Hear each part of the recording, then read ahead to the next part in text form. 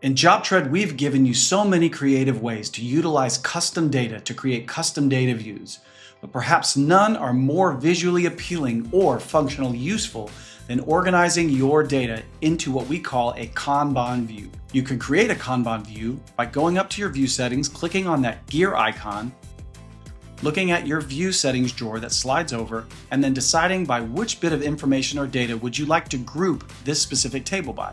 So let's do job status. This is a custom field that I created where I've got all of my jobs sorted by phases of a project. And so I want to group them by that job status, and I want to change from a list view, click that view dropdown and change it to a Kanban view.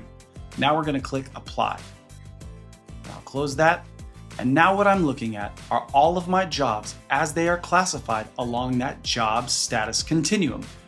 And the great thing about a Kanban view, specifically with something like a job status, is that I can move any of my customers from one specific stage to the next simply by clicking and dragging them from one status into the next status. And I can do that as many times as I'd like to. Another great way that you could utilize something like this is by further filtering it by something like a project manager, and then isolating one of your project managers and then applying it.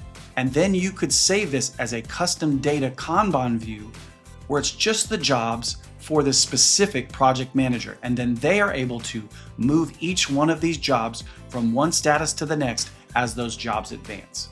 If you have any other questions about creating Kanban views all across JobTread, reach out to your customer success manager, or you can reach out to us for support and email us at jobtread.com.